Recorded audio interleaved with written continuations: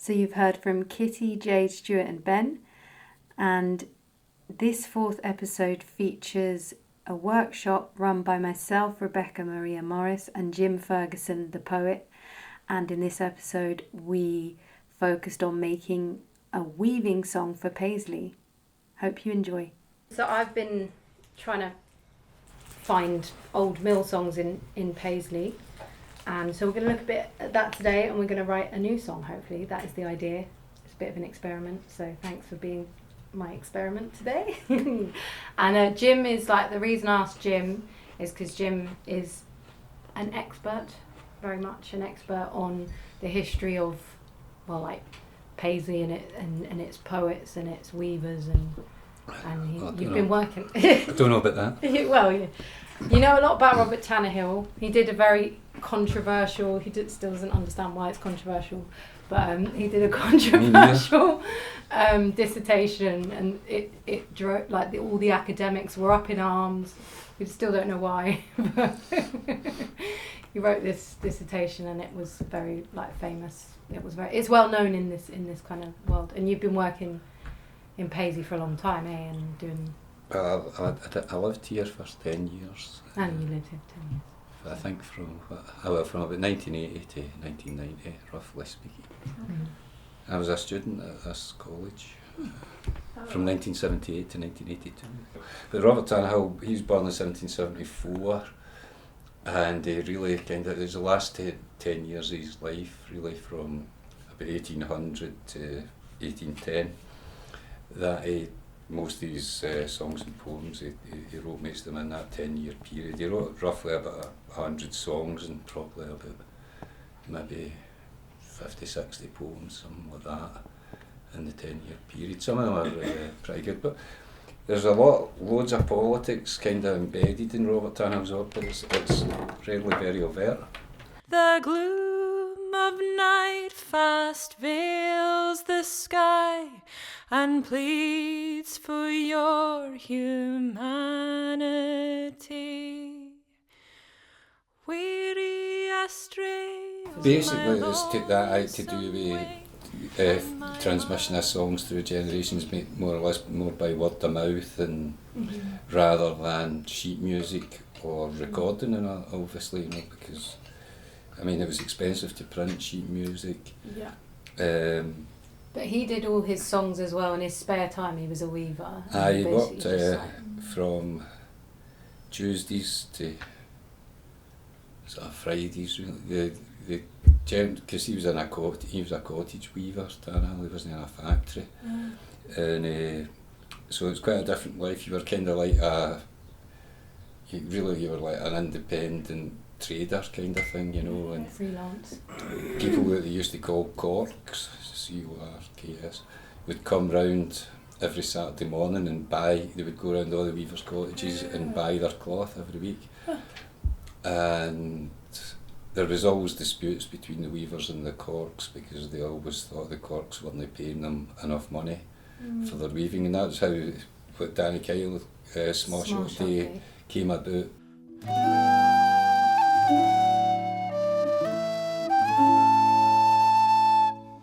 Banished from thy shore, sweet Erne, I through life despairing,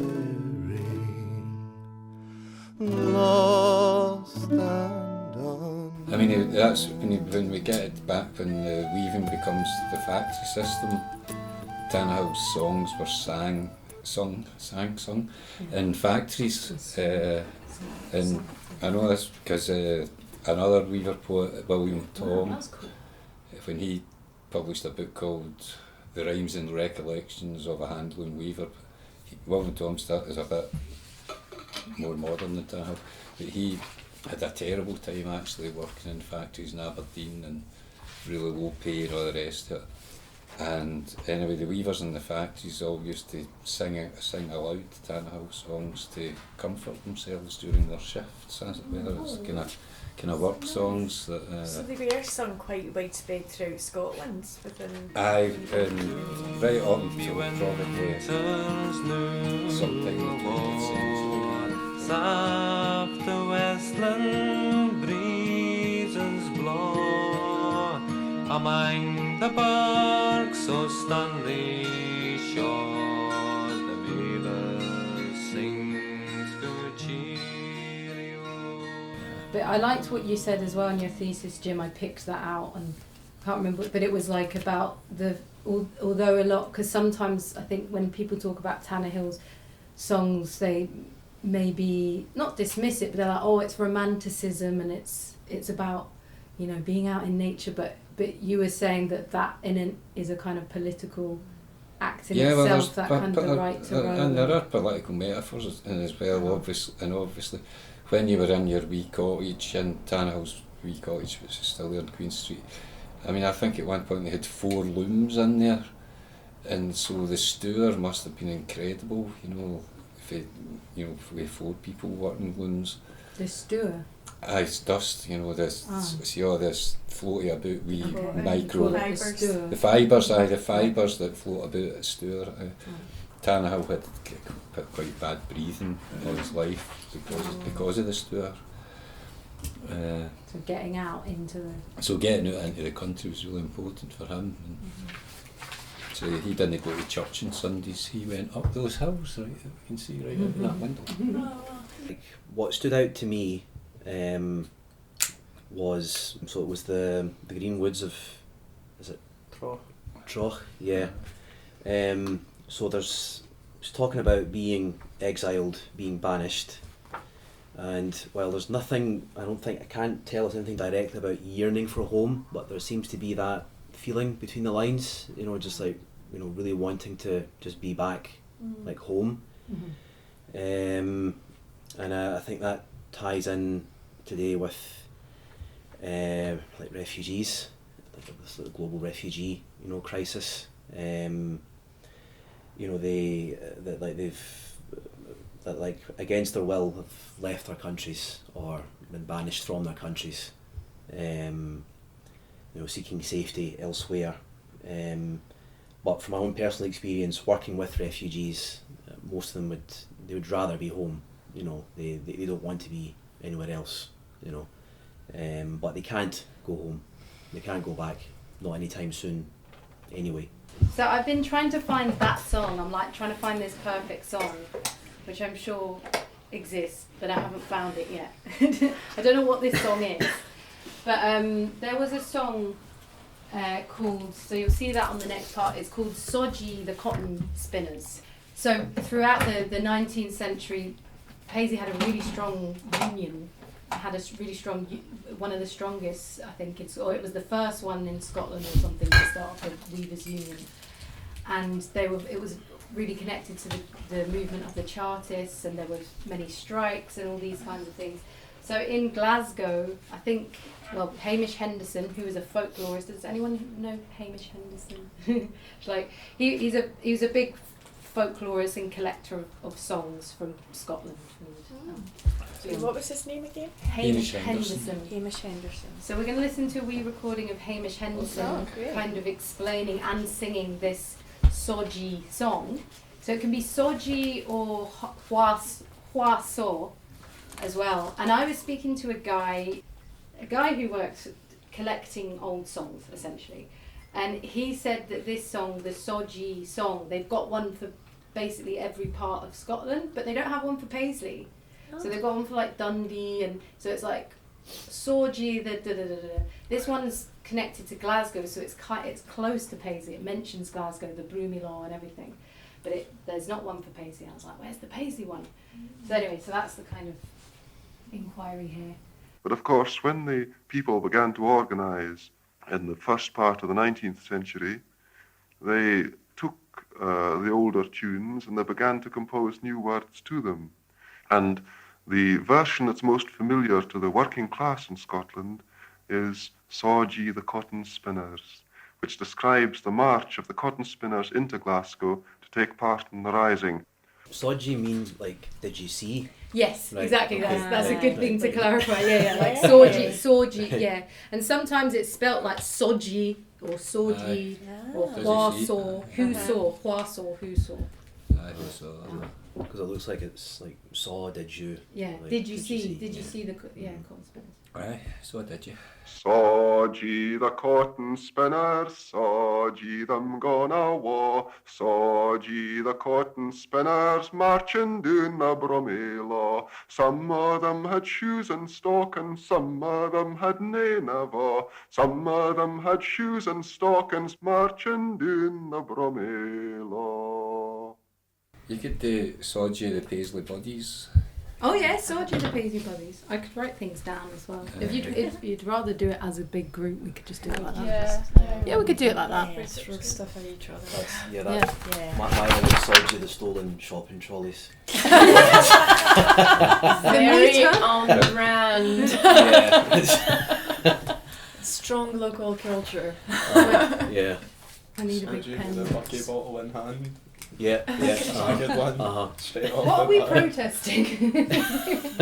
It's fashion. Well, it's Earth Day today, Happy isn't it? Father's Day. And it's Fashion Revolution Week as well. Okay. Sodge the stolen trolley, Sodge the plastic churn, Sodge the bucky bottles floating down the Cantariza burn. Yeah, I reckon we should do like a modernity spin. Like some of them were polyester, some of them. Aye, that's like, a good one. Yeah. Well, you Um, think about Sheen and China cotton. Temu and all that now. It's all polyester plastic Yeah. clothes. So like Sodge the hand spun clothing. No, you didn't, because it's gone away. What's the canal? What is it Because called? I was thinking, you know, before they would dump like wastewater, dyes and so on, but now it's trolleys and vapes. Trolleys and vapes. So we're kind Yeah. of set up for that, aren't we? Yeah. So we Because got the industry's gone Change, as well. which- Yeah. some of them had Air Max 90s, some of them had none at all. Some of them had hoodies too. They're marching down to Small Shop Day. Do you guys know the Jute Mill Song? So we're going to have a look at the Jute Mill Song. So the Jute Mill Song, Mary Brooksbank was she was a Scottish mill worker, socialist, trade unionist and songwriter. She was a great member of the Communist Party. She was actually chucked out of the Communist Party for being too wild or too revolutionary. Too cool. And she Probably she- not a Stalinist. Yeah. But she wrote songs about working class mill workers in Dundee, mostly women. And I love the way she did it, because she basically took what the women were saying and singing while they were at the, working at the looms, and she made it into a song. So we're going to have a wee look at that. The world's all divided, them that works the hardest, I will least provided. But I'm in bed contented, dark days are fine, but there's no much pleasure living up. So I just discovered this book a few days ago. They made a sort of theatre show about the mill girls in the, when was it? It was about 10 years ago, 15 years ago. Aye, I'd say so. Yeah, We do that book in school as part of English. you do that. May 1904 by Kathryn Metcalfe. We're nae dainty ladies, o' Paisley Valley, slaves to machines, aye, nimble fingers working twine. O' Paisley Valley, toiling in sweltering heat, nimble fingers working twine for 65 pence a week. Toiling in sweltering heat, work, eat, sleep for 65 pence a week, paid less than the men. Work, eat, sleep, hank winders, spoolers, white winders, paid less than the men, walked out the clanking looms. Hank winders, spoolers, white winders, 1,000 mill lasses, walked out the clanking looms, defiant nae longer.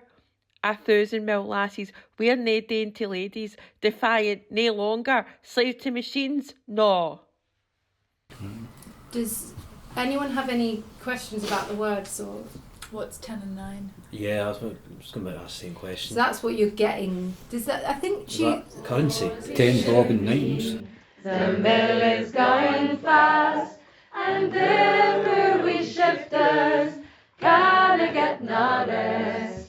Shifting bobbins, coarse and fine, they fairly make your work for your 10 and 9. I just want to try and get this last line. That, oh dear me, shrinkflation is a fad. Our Freddos are getting weird and slavery's coming back. I'm covering for my manager and I'm not getting paid. Shitey jobs that no one wants. And No, that is my day. I think That that's is what you your day. That'll do. That's my day today. That's my day today. Oh, that's good, yeah. That's my day today, yeah. Definitely Nice. no problem with the shopping in the corner.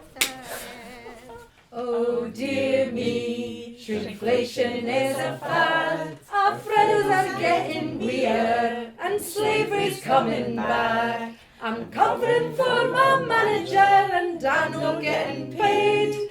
Shitey jobs that no one wants, and that's my day today. Captain Robin, curse and fight, they fairly mark your one for your 10 and 9.